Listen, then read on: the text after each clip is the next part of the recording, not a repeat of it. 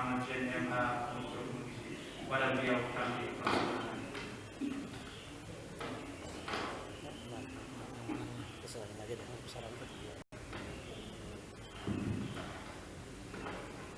Bismillahirrahmanirrahim. Assalamualaikum warahmatullahi wabarakatuh.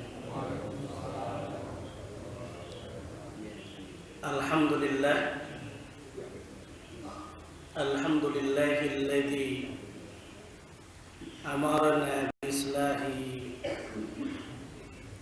ma'isatina linailis sa'adah wa ridha. Allahumma faqihna fid din, amin. Allahumma faqihna fid din, Allahumma faqihna fid din wa 'allimna at-ta'wil walhamdulillahi rabbil alamin. Amma ba'd. Faqad qala Allah ta'ala fi kitabihil aziz wa huwa asdaqul qailin. Bismillahirrahmanirrahim. Wa 'asa an takrahu shay'an wa huwa khairul lakum wa 'asa an tuhibbu shay'an wa huwa sharrul lakum wallahu ya'lamu wa antum la ta'lamun. Wa qala an-nabi sallallahu alaihi wasallam khairun nas anfa'uhum lin-nas, rawahul Bukhari. Sadaqallah wa sadaqa rasulun nabiyul habibul karim. Walhamdulillahi rabbil alamin. Hadirin hadirat jamaah salat subuh Masjid Raudhatul Jannah yang dimuliakan oleh Allah Subhanahu wa taala. Pada kesempatan kali ini tema yang akan kita bahas yaitu tentang indahnya masalah atau musibah. Judulnya indahnya masalah atau musibah. Hidup di dunia ini pasti kita melewati yang namanya masalah. Kalau kita ingin terbebas dari masalah, meninggal. Bu, kalau mau terbebas dari masalah harus meninggal. Meninggal pun ada masalah. Nanti dimintai pertanggungjawaban kita. Jangankan manusia seperti kita, nabi-nabi pun para sahabat mereka diuji dengan berbagai macam masalah. Kira-kira Nabi Muhammad diuji nggak oleh Allah? Masalahnya banyak nggak, Pak? Coba kita lihat. Kalau kita baca dalam biografi sejarah Rasulullah, dalam Sirah Ibnu Hisam dijelaskan Nabi Muhammad dalam keadaan yang luar biasa, masih kecil aja sudah yatim piatu. Sebelum Nabi Muhammad dilahirkan, ayahnya meninggal terlebih dahulu. Ketika Nabi Muhammad dilahirkan, bukan ibunya yang mengasuhnya, tetapi ada tradisi, ada namanya yang ibu susu. Yang namanya ibu susunya siapa? Bapak ibu-ibu? Halimatus Sa'diyah. Kemudian pas usia 4 tahun baru dikembalikan kepada ibunya. Tidak beberapa tahun berjumpa dengan ibunya, Nabi Muhammad usia 6 tahun meninggal dunia ibunya. Luar biasa ini. Mau ujian Nabi Muhammad yang sangat luar biasa. Bahkan ketika ibunya meninggal, pengasuhan, coba kita lihat. Pindahnya kemana pengasuhannya itu? Ke kakeknya. Ketika usia dalam riwayat ada yang bilang 8 tahun lebih, ada yang bilang 9 tahun. Kakeknya meninggal dunia. Pindah ke rumah pamannya Abu Thalib. Ternyata Abu Thalib juga miskin, bahasa kita kere. Apa buktinya? Dia kerjaannya mengangon kambing. Nabi Muhammad pun karena hidup bersama pamannya, maka mengangon kambing. Dalam riwayat Imam Bukhari dinyatakan Nabi Muhammad dapat upah dengan hasil angon kambing. Yang perlu kita renungkan bapak-bapak, ibu-ibu yang dimuliakan oleh Allah, saat kita menghadapi masalah, kita harus berbaik sangka dalam menghadapi masalah. Boleh jadi kita tidak senang, tetapi nanti baik buat kita. Di sisi Allah itu baik. Yang telah Allah tegaskan pada awal muqaddimah, saya bacakan surah kedua, surah Al-Baqarah ayat 216. Wa asa an takrahu syai'a wa huwa khairul lakum. Boleh jadi sesuatu itu kita benci, masalah kita benci, musibah kita benci. Boleh jadi ada di antara kita masalahnya banyak ini, utang yang belum terbayar, betul nggak? Makanya kadang-kadang rumah kita ditanya itu sama istri, ayah ini punya sah Aang, mobil Aang, rumah Aang, kulkas Aang. Aang itu sah angsuran. Karena ada masalah semua hidup ini. Tinggal menjadi yang perlu kita renungkan adalah saat kita menghadapi masalah, kalau kita menganggap itu tidak baik, maka kita harus berbaik sangka kepada Allah Subhanahu wa taala. Boleh jadi kemudian baik untuk kita. Wa asa an tuhibbu syai'a wa huwa syarrul lakum. Boleh jadi sesuatu itu kita anggap baik tetapi jelek kemudian di sisi Allah bahkan bagi kita sendiri. Yang perlu kita ingat, bapak-bapak, ibu-ibu semuanya, wallahu ya'lamu wa antum la ta'lamun. Allah itu Maha mengetahui, kita nggak tahu. Saya melalui kisah aja dulu nih, biar supaya nanti kita akan masuk kepada masalah. Ada kisah tukang tape. Tukang tape dia tidak pakai gerobak, tapi dia pikul, dia bawa itu tapenya di depan sama di belakang, dipikul tuh. Ketika dia pikul subuh-subuh, habis selesai sholat subuh, dia mau berangkat, mau ke pasar, dia harus melewati sawah, lewati sungai. Di luar perkiraannya, ternyata pikulannya itu patah. Bukan hanya patah saja pikulannya, tetapi tape yang dibawanya itu pakai apa tuh alat, kalau bahasa Bekasnya keronjo ya. Pakai apa namanya Pak? Keronjo ya. Pokoknya ada kayak semacam peti gitu ya, dibawa. Yang di depannya itu jatuh ke sungai, nganyut. Yang satunya lagi jatuh ke sawah yang penuh dengan lumpur. Ternyata tidak bisa jualan hari itu. Kalau bapak-bapak, ibu-ibu posisinya seperti tukang tape, perasaan bapak-bapak, ibu-ibu bagaimana kira-kira? Hah? Kesel, marah, berburuk sangka kepada Allah. Ya Allah, ini modal satu-satunya ini tape buat anak saya, buat istri saya. Tapi kenapa ini patah? Kita sering begitu Pak, kadang-kadang kita berburuk sangka kepada Allah, padahal Allah ingin ngasih tahu. Gara-gara sebab patah itulah 3 jam kemudian ada kabar, berita bahwa mobil yang biasa dia tumpangi menuju pasar itu mobilnya tertabrak. Seluruh penumpang meninggal dunia kecuali dia yang tidak meninggal dunia. Saya tanya, ketika mendapatkan kabar tukang tape, apa yang terjadi? Yang awalnya kesel, apa Pak kira-kira perasaan bapak ibu-ibu waktu itu? Wah, bersyukur, alhamdulillah, untung patah. Kalau nggak tak patah, boleh jadi meninggal dunia atau minimal ke rumah sakit. Wallahu ya'lamu wa antum la ta'lamun. Allah Maha mengetahui, kita nggak tahu. Kalau kita menghadapi masalah dalam kehidupan ini tadi,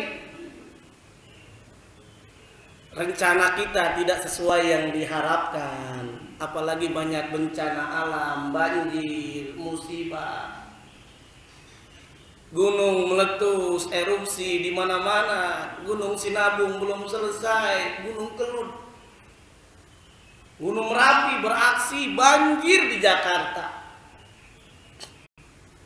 Belum lagi banyak tabrakan, anjlok kereta api Malaysia, kapalnya sudah ketemu belum? Kita diingatkan dengan adanya kejadian hidup di dunia ini cuma sebentar. Ketika gelombang tsunami di Aceh, orang sudah menumpuk-numpuk harta. Bertahun-tahun, berpuluh-puluh tahun dia menumpuk harta. Perusahaannya dalam waktu tidak beberapa menit hancur dengan seketika.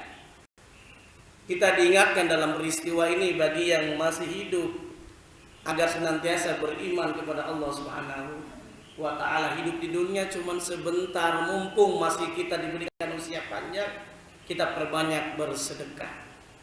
Ketika ada masalah, kenapa saat kita parkir mobil, padahal banyak mobil di tempat parkiran, tapi kenapa mobil kita yang hilang?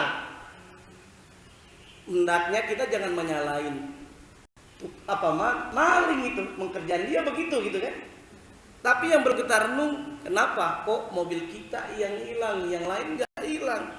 Yang perlu kita renungkan, apakah kita sudah mengeluarkan hak orang lain dengan berzakat, dengan berinfak?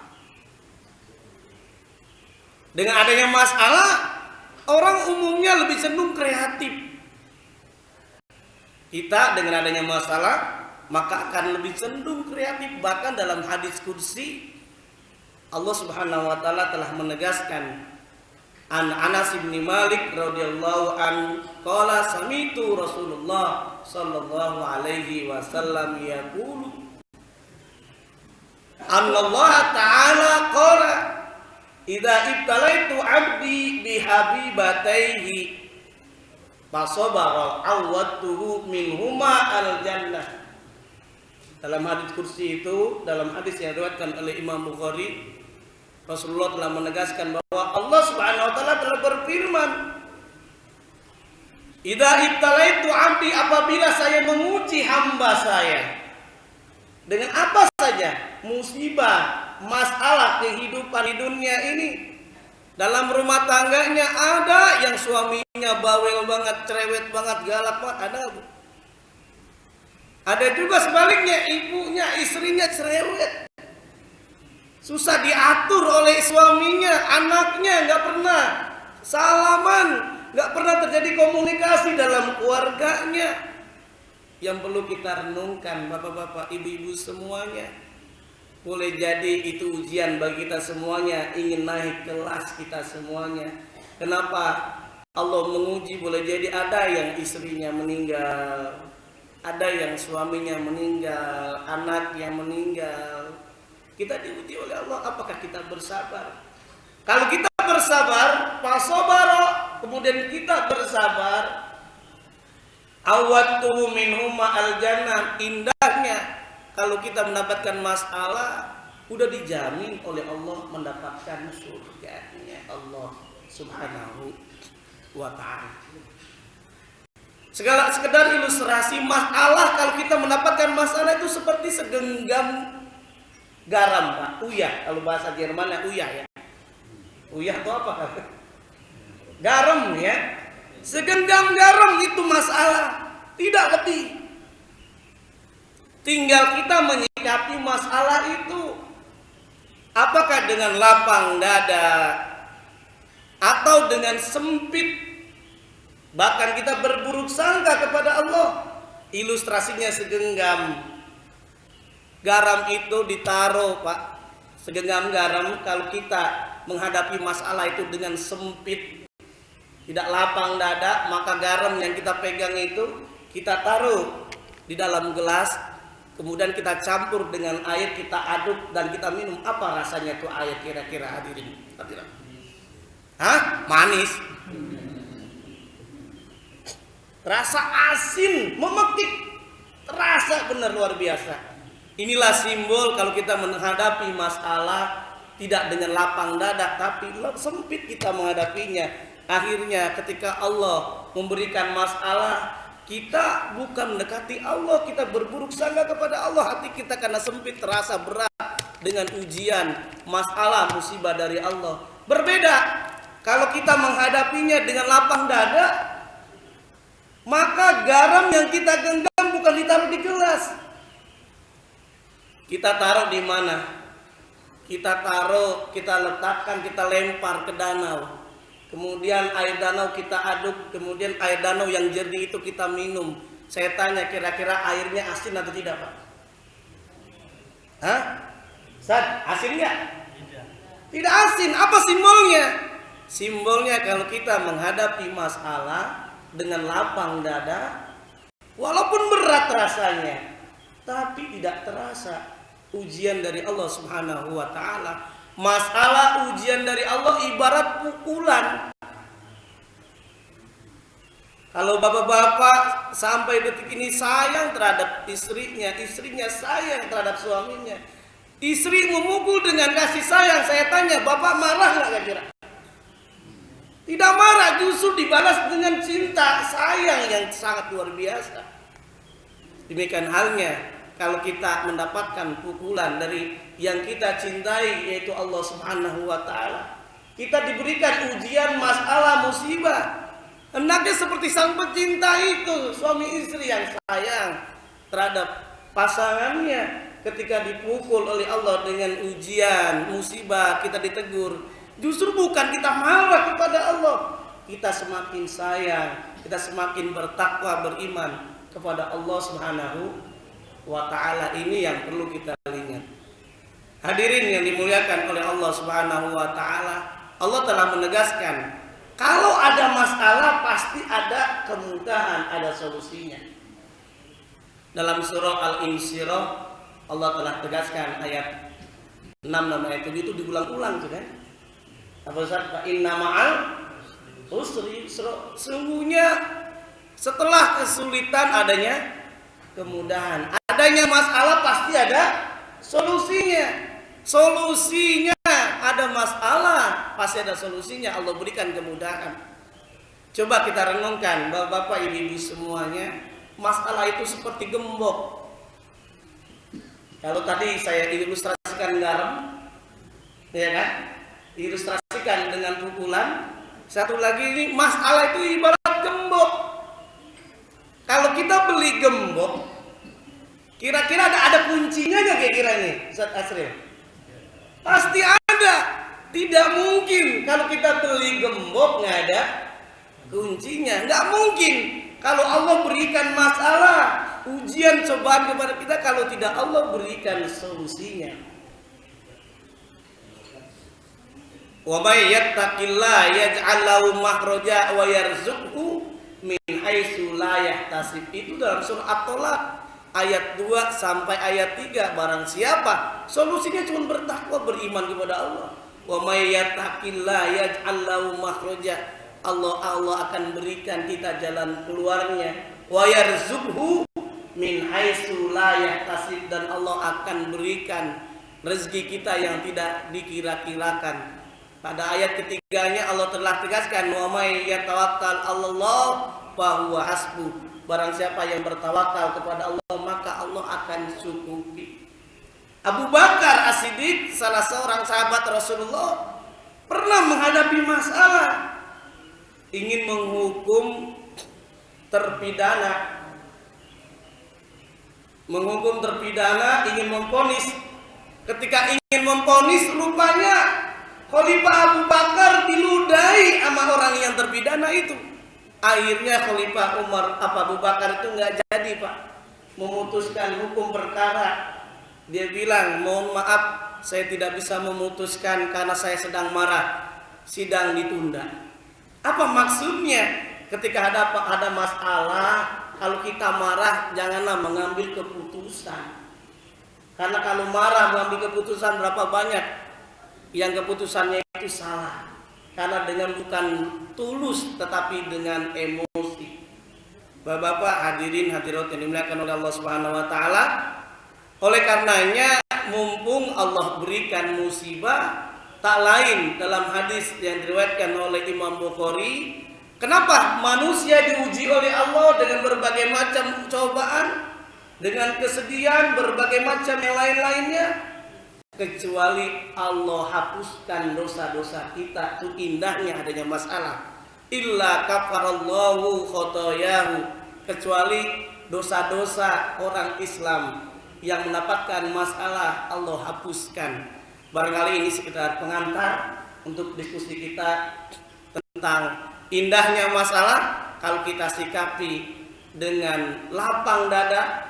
Ketika mendapatkan masalah, justru bukan kita berburuk sangka kepada Allah, justru kita akan semakin kreatif yang Allah tegaskan dalam surah Al-Mulk ayat 2. Kenapa Allah berikan musibah? Liyabluwakum ayyukum ahsanu amala, agar kita semakin kreatif. Sebelum ditutup untuk nanti kita diskusi, renungkan satu lagi kasusnya. Kita bisa belajar dengan Jepang. Jepang tahun 45 mendapatkan masalah nggak kira-kira hadirin hadirat? Dibombardir, hancur negara Hiroshima dan Nagasaki. Tapi dia akhirnya membuat etos kerja yang luar biasa, disiplin dalam berbagai kegiatan masyarakatnya sampai sekarang bisa menguasai teknologi.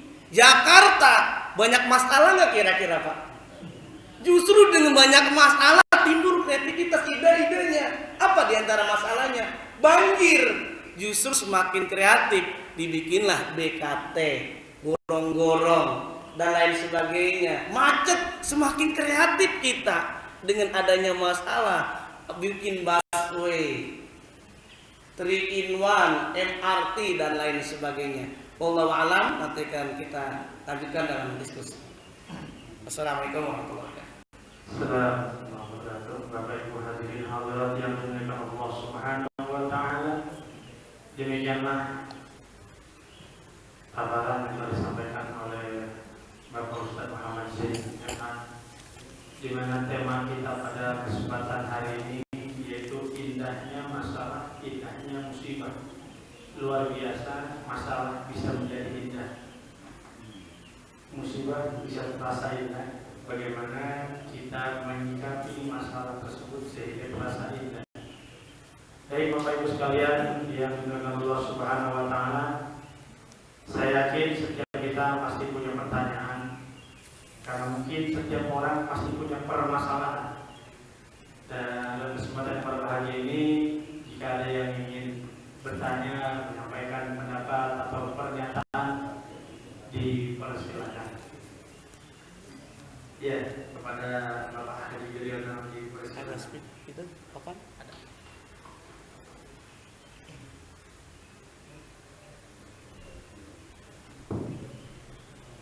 Assalamualaikum warahmatullahi wabarakatuh. Waalaikumsalam warahmatullahi wabarakatuh. Semoga bapak-bapak dan keluarga bapak sehat-sehat. Juga bapak-bapak dan ibu sekalian.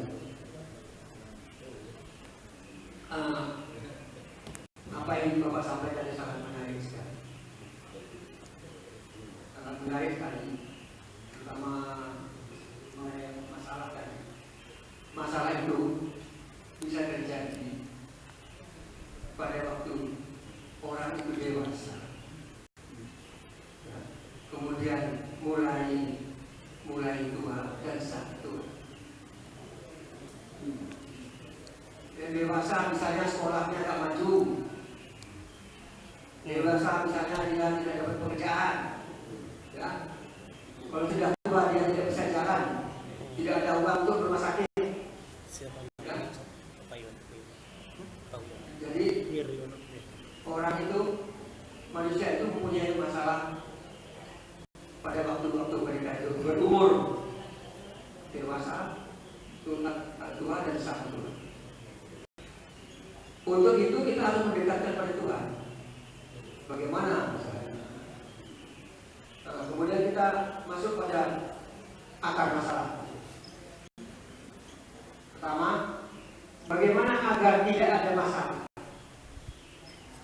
Tadi ada masalah, tadi ada anak dewasa, muda tua ada masalah. Sekarang bagaimana agar tidak ada masalah? Hendaklah sesuai dengan surat Ar-Ra'd 28, Ar-Ra'd 28, Pak Ustaz. Ya, kita selalu ingat pada Allah, Ustaz. Selalu ingat pada Allah. Pada waktu kita berjalan, pada waktu kita tidur, pada waktu kita segala sesuatu ingat pada Allah. Dengan ingat pada Allah kita akan tentram hati kita. Jadi orang bilang, kok kamu tentram hatimu ya? Ya tentram. Tentram karena ingat pada Allah.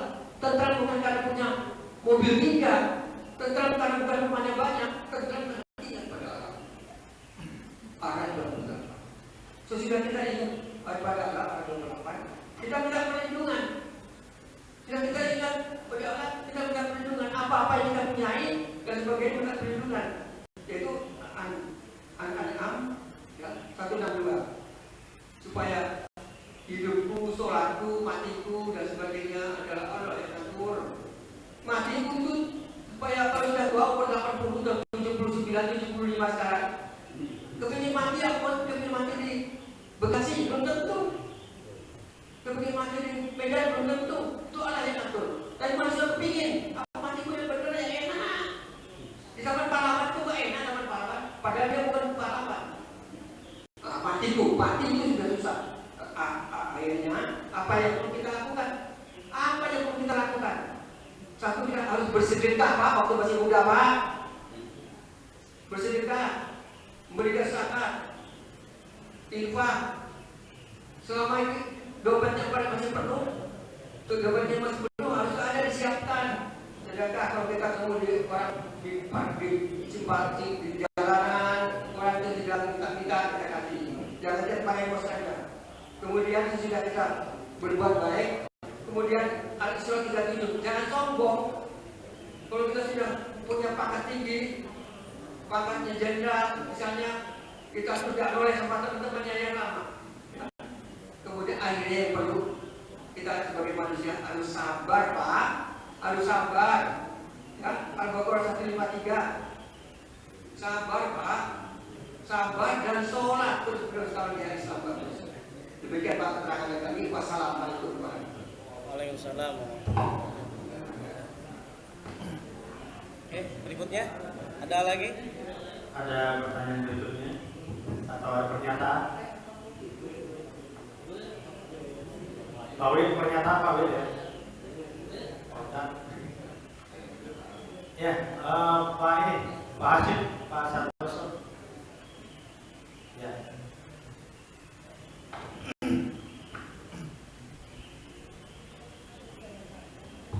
Assalamualaikum warahmatullahi wabarakatuh. Pak saya mau menanyakan sesuatu yang berbalik. Orang memaknai masalah itu adalah musibah dan kesulitan bagi diri. Seperti Pak Wir mengucapkan masalah itu adalah yang duniawi. Nah, tapi manusia tidak pernah mengenal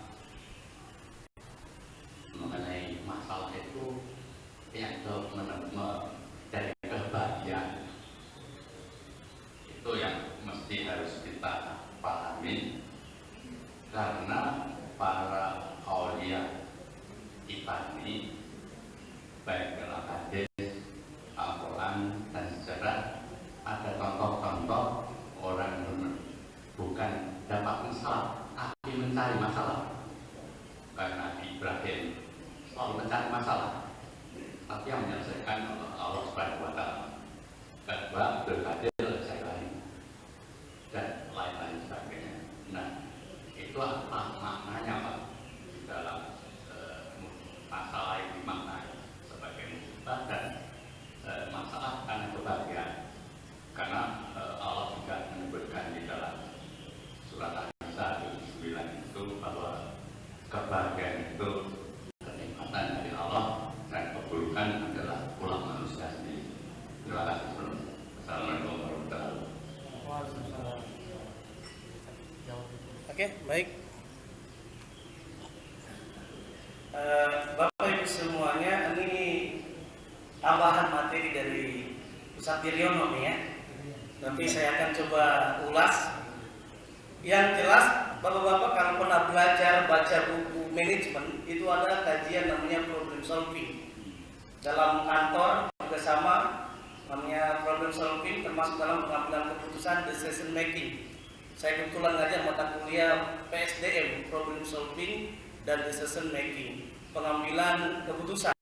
Nah, yang disampaikan oleh Ustadz Wiryono ini langkah-langkah dalam melakukan solving, pengambilan keputusan, yaitu harus pertama kalau kita menghadapi masalah harus dijelaskan dulu identifikasi masalah.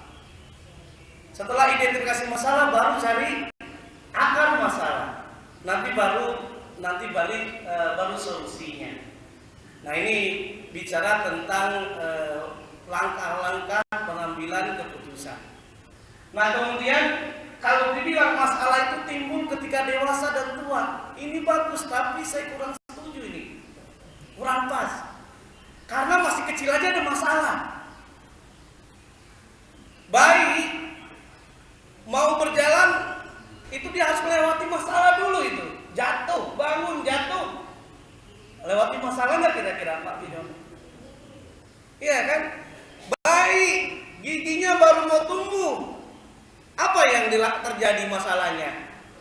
Panas, ya, sakit, dan lain sebagainya. Nah, kita bisa belajar. Kita sebetulnya saat menghadapi masalah bisa belajar dengan baik.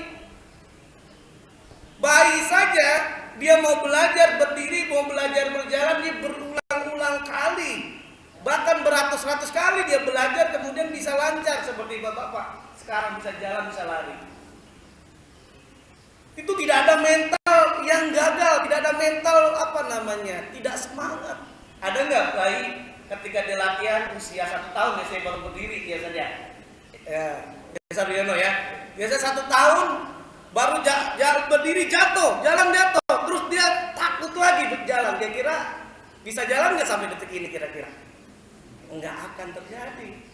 Saat menghadapi masalah harus semangat. Jadi memang betul kalau dewasa. Jadi masalah itu sejak kita lahir sampai mau meninggal dunia itu ada masalah gitu. Sampai meninggal dunia pun pasti melewati masalah. Pasti kita akan melewati masalah. Oke, baik. Jadi bukan hanya dewasa dan tua. Anak kita memang benar. Saat misalkan baru lulus pasti ada masalah itu.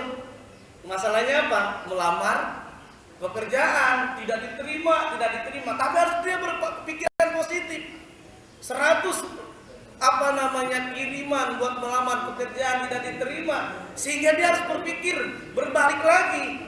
Oh, kalau begitu saya akan coba berwirausaha, membuka lapangan pekerjaan baru. Jadi bukan dia melamar pekerjaan. Ini yang berapa banyak tadi, wallahu ya'lamu wa antum la ta'lamun. Boleh jadi seperti tukang tape tadi. Bahkan ada ilustrasi kalau bapak-bapak menghadapi masalah, ibu-ibu nih umpamanya saat masak nasi, rencana memasak nasi, ternyata airnya kebanyakan. Nah, airnya kira-kira jadi nasi apa jadi bubur itu? Jadi bubur. Sekarang pertanyaannya, karena jadi bubur, apakah buburnya dibuang atau gimana? Harus berpikir kreatif kita. Oh, kalau begitu dibanding nasi ini bubur dibuang, mendingan saya berpikir kreatif. Ada bawang kita goreng, ada kerupuk digoreng, kita cari ayam kita goreng, kemudian kita taburkan menjadi bubur yang spesial, kita makan. Itu ya kalau kita menghadapi masalah. Jangan kita berburuk sangka, tetapi kita berbaik sangka. Oh, ternyata boleh jadi ada maksud yang lain. Bahkan Abu Bakar As-Siddiq ketika ikut dengan Nabi hijrah dari Mekah ke Madinah, itu kan takut dikejar oleh kafir Quraisy, pasti nggak akan terbunuh. Allah tegaskan di dalam surah 9, surah At-Taubah ayat 40, la takhaf wa la tahzan innallaha ma'ana. Jangan takut, jangan bersedih, sesungguhnya Allah bersama kita. Nah, pelajaran buat kita semuanya saat kita menghadapi masalah, yakin Allah tidak akan memberikan masalah kalau kita tidak mampu untuk melaksanakannya. Bukankah Allah telah tegaskan dalam surah Al-Baqarah ayat 287, la yukallifullahu nafsan illa usaha, pasti karena kita dianggap mampu oleh Allah, kita diuji dengan berbagai macam ujian. Nabi Ayub diuji luar biasa. Awalnya kaya raya, dibakar itu kekayaannya sama setan. Tetap beriman kepada Allah. Bukan hanya itu aja, diuji oleh Allah sampai penyakitan, sampai seluruh jasadnya itu penuh dengan belatung. Ketika penuh dengan belatung, dikucilkan oleh masyarakat. Sampai dia ketika suatu ketika mau sholat, ke belatungnya jatuh, diambil lagi ke tempatnya.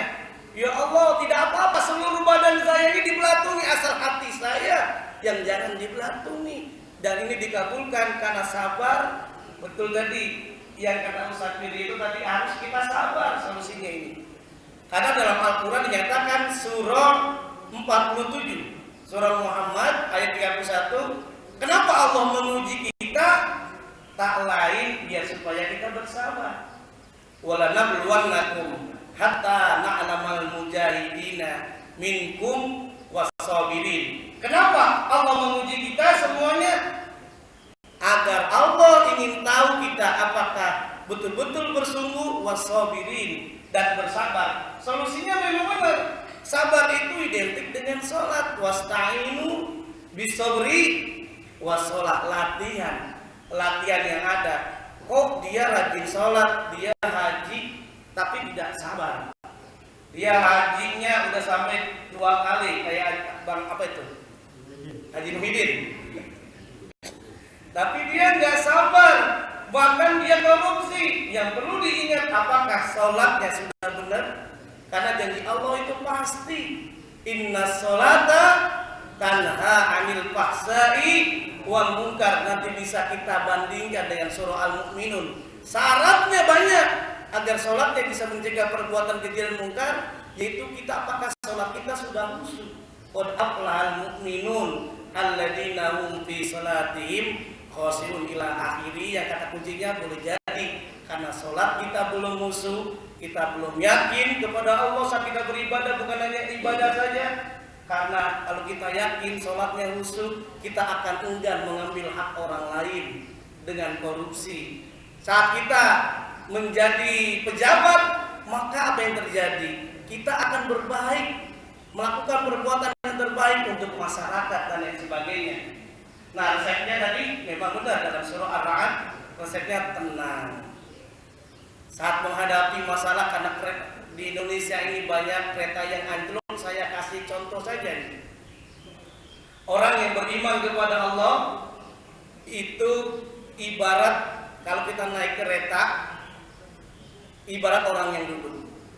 Orang yang imannya kurang kuat, ibarat kereta, dia naik kereta yang berdiri. Saya tanya, ketika suatu saat masinis mengerem mendadak, kecepatan tinggi mengerem mendadak, kira-kira yang sangat terguncang penumpang yang berdiri atau yang duduk? Saya tanya nih bapak-bapak ibu-ibu semuanya. Nah, yang duduk apa yang berdiri? Nah, kalau yang duduk berarti belum naik kereta dia. Hah? Yang duduk apa yang berdiri? Pasti yang berdiri, semuanya terguncang. Tapi yang sangat terguncang adalah mereka yang berdiri. Apa sebabnya? Karena yang berdiri itu pijakannya tidak kuat, pegangannya tidak kuat, bahkan boleh jadi nggak pegangan sehingga bisa terguncang jantung. Simbolnya apa? Saat Allah berikan masalah, saat dia berbisnis jualannya gagal, nggak laku-laku, karena imannya nggak kuat, maka yang terjadi apa? Goncang jiwanya, gampang marah, berkeluh kesah, menyalahkan orang lain, sehingga yang terjadi dia bukan mendekatkan diri kepada Allah, tetapi apa? Justru mendatangi dukun paranormal. Nah, itu Islam tidak menginginkan seperti itu. Karena kenapa? posisi iman kita lemah seperti penumpang yang diri.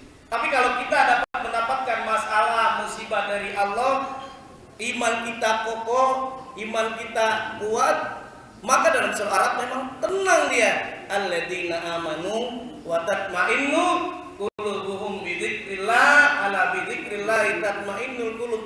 Penumpang yang duduk betul dia masih terguncang tapi dia masih bisa kokoh. Artinya saat dia jualan nggak laku, dia tetap tenang, sabar, ibarat simbol penumpang yang duduk begitu. Wallahu a'lam. Nah kemudian kan hampir sama ini dengan Pak Santoso. Masalah yang ada memang banyak sekali, bukan hanya kehidupan sehari-hari. Bahkan di dalam surah Al-Fajr ayat 15 sampai 16 dijelaskan, masalah itu bukan hanya kemiskinan. Masalah juga dalam berupa kekayaan, itu masalah bagi kita. Saat kita tidak bersyukur kepada Allah, saat kita tidak memanfaatkan harta dengan sebaik-baiknya, famal insanu idza mabtalahu apa? Gimana bunyinya, Ustaz? Famal insanu idza mabtalahu rabbuhu fakramahu wa na'ama fayaqulu rabbi akroman wa amma idza mabtalahu faqadara alaihi rizqahu fayaqulu rabbi ahanan. Ini simbol manusia kalau dia diberikan ujian oleh Allah berupa kesuksesan, hartanya banyak, mobilnya banyak, istrinya banyak. Itu orang kadang-kadang kan kalau udah kaya kan kadang-kadang banyak gitu. Bukan hanya rumahnya bertingkat tapi istrinya Nah, ini coba kita lihat dalam ayat Al-Quran dijelaskan bukan hanya kemuliaan, bukan sukses saja diuji oleh Allah, tapi boleh jadi dengan kehinaan, kemiskinan dan lain sebagainya. Tapi diingatkan oleh Allah, umumnya manusia saat dia mendapatkan kemuliaan dia menyatakan, "Fayaqulu rabbi akroman." Tuhan telah memuliakan saya, Allah telah memuliakan saya. Karena kenapa? Doa saya diterima oleh Allah Subhanahu wa ta'ala, makanya dia sombong. Tapi berbeda saat dia tidak diterima doanya, rezekinya sempit, Senin Kemis gitu, maka dia menyatakan fayaqulu rabbi anak Tuhan telah menghina, akhirnya tidak bersyukur kepada Allah. Kita bisa contoh, kalau tadi Nabi Ibrahim ini diuji juga oleh Allah, masalah di Nabi Ibrahim. Masalahnya coba kita list.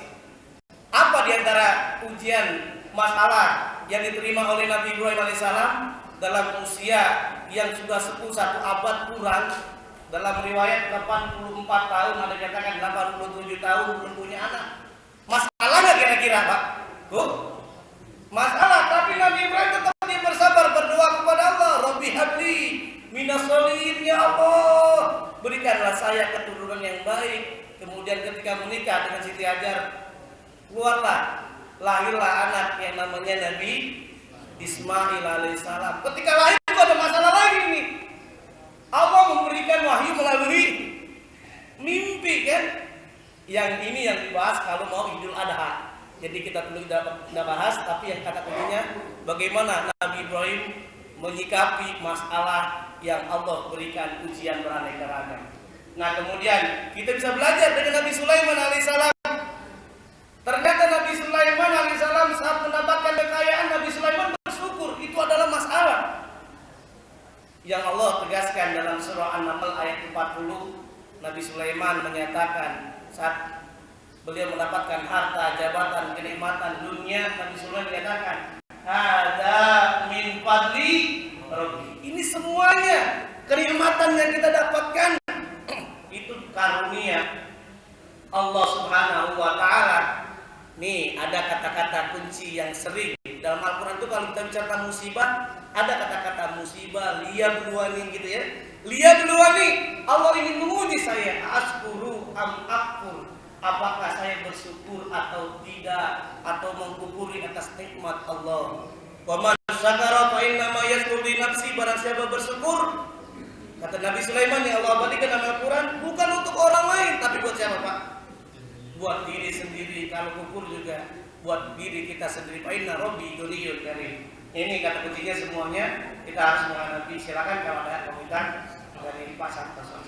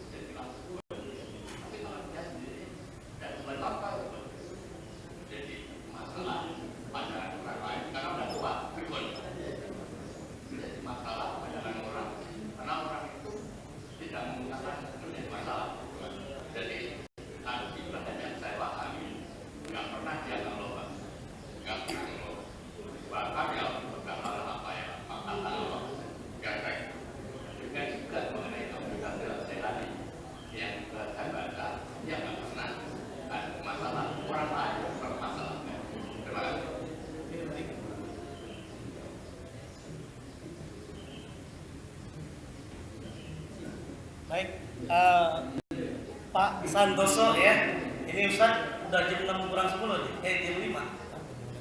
Oke, baik. Jadi kita mau tergantung Ustaz nih ya. Kita teruskan, ayo, kalau diberhentikan nanti ada episode berikutnya berarti ya.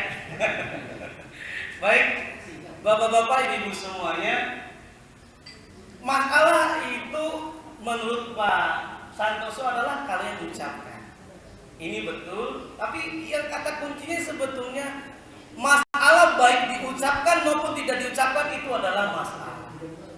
Kalau dalam buku teori pengambilan keputusan dan buku sistem informasi manajemen, masalah adalah antara harapan dengan kenyataan itu berbeda, itu yang namanya adalah masalah. Seperti Nabi Ibrahim, idealnya kalau dalam nikah punya anak, tapi ternyata usianya berapa tahun? 87 tahun, gak punya anak. Masalah gak kira-kira? Begitu kira-kira ya. Ini yang dikategorikan adalah masalah. Anak kita idealnya adalah dia anak yang soleh, tapi kenapa dia tawuran? Ini masalah gak? Berarti tidak sesuai dengan harapan, berarti kenakalan remaja. Itu juga untuk mengucapkan bagaimana solusinya. Kita cek juga apa penyebaban anak kita nakal, Pak. Kira apa sebabnya ini, Pak Santoso? Banyak, bapaknya nakal katanya. Jadi banyak sebabnya. Ya, nanti dulu ya. Iya, baik.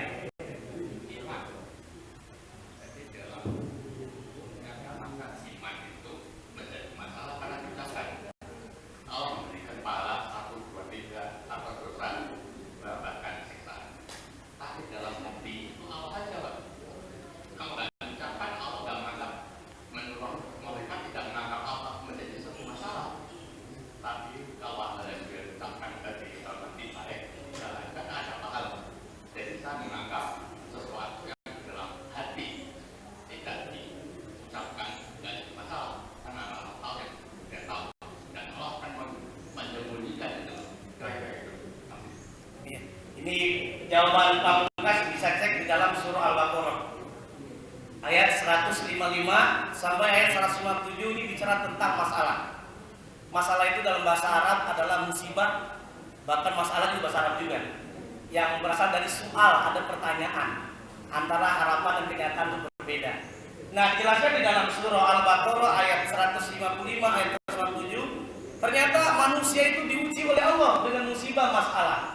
Jadi tidak harus diucapkan atau tidak. Apa ujian Allah? Ada 5 ujiannya.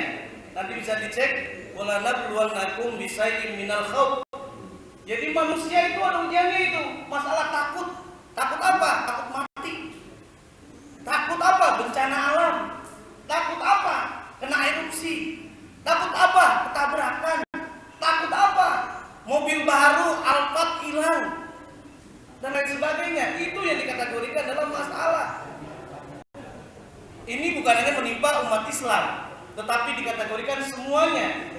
Ada kategori walana belum bisa ada rasa takut ini. Tapi berbeda, kalau yang Islam ini nggak ada rasa takut tadi karena ada keimanan. Kemudian bukan hanya takut.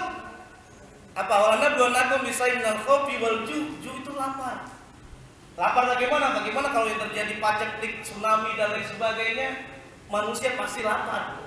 Banjir aja Pak, pasokan makanan nggak ada yang jualan, bisa lapar nggak? Makanya yang terjadi apa?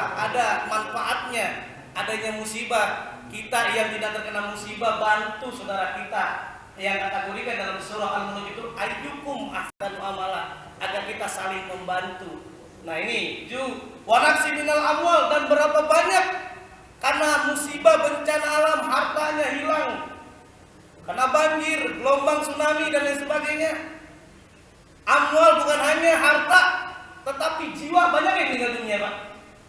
Wasamarot. Dan boleh jadi kalau paceklik, bencana berterus menerus, maka pasokan makanan, buah-buahan itu akan berkurang. Tapi Allah tegaskan ini pamungkas dalam kita menghadapi masalah. Wabasyirish sabirin, ini yang dikategorikan tadi oleh Ustaz Wiryono ya. Jadi sabar dan berikanlah kabar yang baik kepada orang siapa? Orang yang sabar. Alladzina idza asobathum musibah, apabila mereka kena musibah, kena masalah dan lain sebagainya.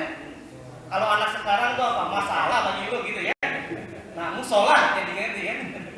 Nah, apabila mereka kena musibah, qalu, mereka akan menyatakan inna lillahi wa inna ilaihi rajiun. Kita ini milik Allah, harta yang kita punya titipan, istri titipan, anak titipan. Kamu Pak Santoso, mohon maaf mau lebaran karena mau pulang kampung. Kampungnya di mana Pak Santoso? Surabaya, kan capek tuh naik mobil, akhirnya naik kereta lah berangkat semuanya, kemudian dititipkan tetangga Pak Santoso, kasih Pak, ini mohon maaf saya titip mobil ini kuncinya, silakan dipakai. Nah, simbolnya apa? Ketika Pak Santoso menitipkan itu mobil, tetangga Pak Santoso jangan sombong. Karena kenapa? Mobil itu bukan punyanya. Nah, ingat, ketika Pak Santoso sudah balik lagi ke daerah Saman, Bukitpil sini, kemudian mobilnya diambil nggak? Digatisin. Nah, mobilnya diambil. Ingat pesannya, ketika mobil diambil, tetangganya jangan marah-marah. Apa sebabnya? Bukan punyanya, miliknya. Itu cuma titipan. Sama dengan harta yang kita miliki, pangkat yang kita miliki, jabatan yang kita miliki, dan lain sebagainya. Kalau diambil oleh Sang Maha Pencipta, Sang Maha Pemilik, hendaknya kita jangan marah-marah dan emosi. Wallahu a'lam. Karena sudah jam 6 sudah cukup gitu ya. Semoga ada manfaat buat kita semuanya. Kata kuncinya sekali lagi, indahnya masalah kalau kita menyikapi dengan kepala yang dingin, hati yang lapang, dengan ridho, ikhlas kepada Allah Subhanahu wa taala. Insyaallah kita akan menyatakan selamat datang masalah, selamat datang kebahagiaan buat kita semuanya. Semoga ada manfaatnya bagi kita semuanya.